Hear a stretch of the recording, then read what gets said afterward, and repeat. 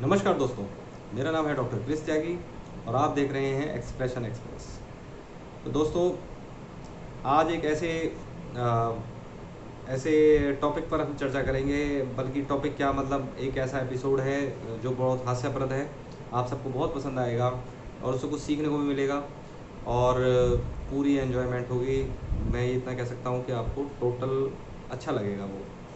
और बाकी उससे पहले मैं ये भी कहना चाहूँगा, देखो सब्सक्राइबर बहुत कम है, इससे मोटिवेशन नहीं मिलती। मेरी रिक्वेस्ट है कि आप मेरे चैनल को सब्सक्राइब करें और लाइक करें, अच्छे अच्छे कमेंट्स करें, आगे फॉरवर्ड करें, जिससे मोटिवेशन मिले मुझे भी कि मैं आपके लिए और अच्छी अच्छी वीडियोस बनाता रहूं, क्योंकि इन्हीं चीज़ों से ऐसा लगता है कि हाँ, मुझे वीडियोस बनानी चाहिए। बाकी दोस्तों, ये वाक़या ऐसे है कि मेरा एक फ्रेंड था, बल्कि है, तो उसकी शादी तय होने जा रही थी। तो पहले भी उसने काफ़ी लड़कियां देखी थी जो उसने रिजेक्ट की थी, काफ़ी जगह वो भी रिजेक्ट हुआ और फाइनली जो है एक लड़की के यहाँ हम गए रिश्ते के लिए। और उसके मेरे दोस्त के फैमिली वाले भी साथ थे, मैं भी साथ में गया था और हम लड़की के घर गए। उन्होंने हमारा बहुत आदर सत्कार किया और थोड़ी देर में क्या होता है, जैसे हमारी इंडियन ट्रेडिशन फैमिलीज़ में होता ही है, पहले लड़की आती है, वो चाय बिस्किट और ये सब लेकर आती है, ट्रे लेकर आती है, वो वहाँ रख देती है। लड़की साड़ी में थी और वो शर्माती हुई आई और वो वहाँ पर उसने रखे और वो चली गई। अब मैंने भी देखा, उसने भी देखा, तो भाई लड़की बहुत सुंदर थी, पतली थी, लंबी थी और वेल एजुकेटेड थी, जैसा कि उसके घर वालों ने भी बताया था। और उन्होंने ये भी बोला था कि अगर आप डॉक्यूमेंट्स चेक करना चाहें इसके, वो इंजीनियर थी, तो भाई आप चेक कर सकते हैं। तो लड़के ने फिर मेरे से कहा कि यार लड़की तो सुंदर है, मुझे मतलब समझ में आ गई, पसंद है। तो मैंने कहा यार ये तो सही है, अगर तेरे को अच्छी लग रही है। तो उसने कहा लेकिन यार मैं एक बार इससे ना मिलना तो चाहूँगा, मैं एक बार इससे बात करना चाहता हूँ कुछ। तो मैंने कहा कि नहीं ये ठीक है, तो उससे बात कर ले, वैसे भी करनी भी चाहिए, आजकल का ट्रेंड भी है भाई। कुछ आपस में कुछ पर्सनल बातें आदमी करना चाहता है, शादी से पहले हो जाए तो ज़्यादा अच्छा है। तो उसने ये बात अपने घर वालों के सामने रखी, घर वालों ने उसके घर वालों के सामने रखी और उसके फैमिली वाले इस चीज़ के लिए रेडी हो गए। उन्होंने अपनी बेटी को बोला, तो उन दोनों को एक अलग कमरे में बिठा दिया गया।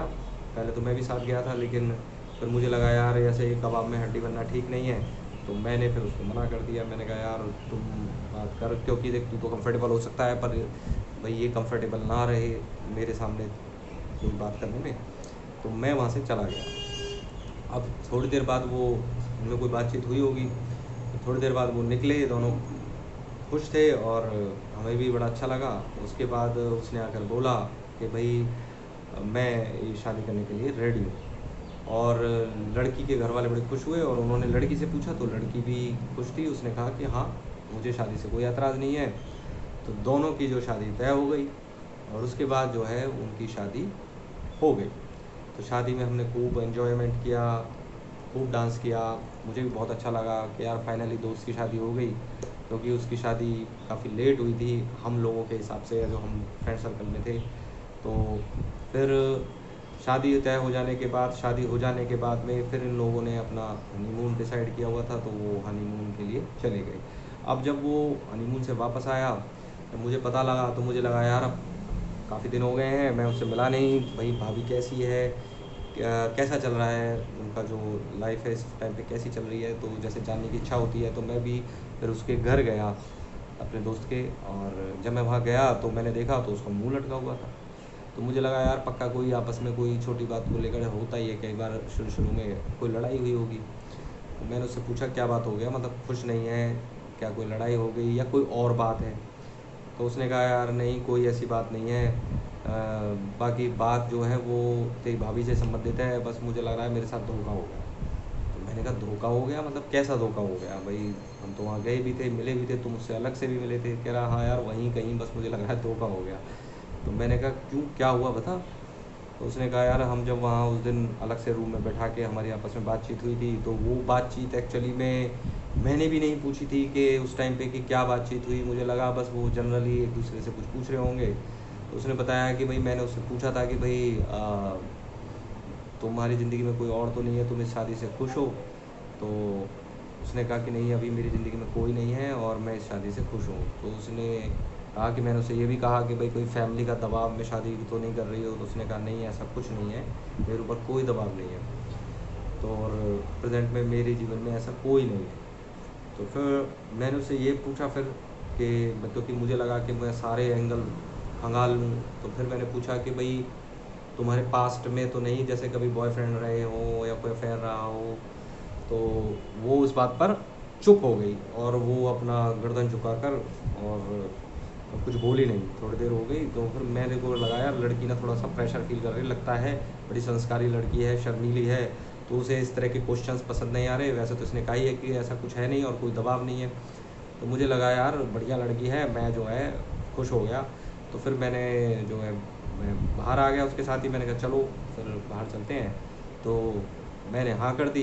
तो फिर मैंने कहा इसमें दिक्कत क्या हुई, मतलब तुम्हारी बात भी हो गई, तुम्हें लगा भाई लड़की शर्मीली है, अच्छी है, तो तुमने शादी कर ली, इसमें फिर दिक्कत कहाँ आई है?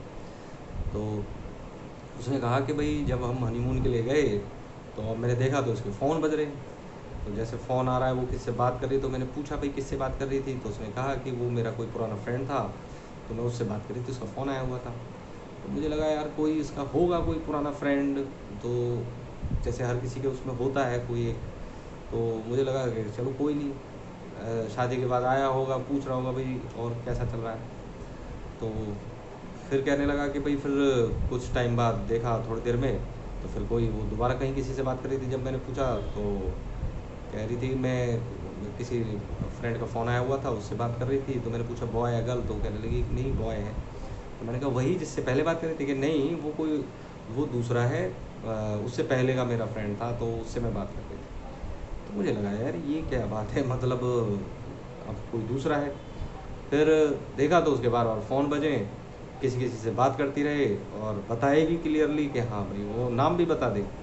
तो जब वो क्या ही फ़ोन आए और हर बार कोई अलग, तो फिर मैंने उससे पूछा कि यार मैंने तो शादी से पहले तुमसे पूछा था कि तुम्हारी ज़िंदगी में कोई अफेयर वगैरह तो नहीं है, कोई अभी करंट में कोई ऐसा तो नहीं है कि भाई तुम किसी को पसंद करती हो और फैमिली का दबाव हो?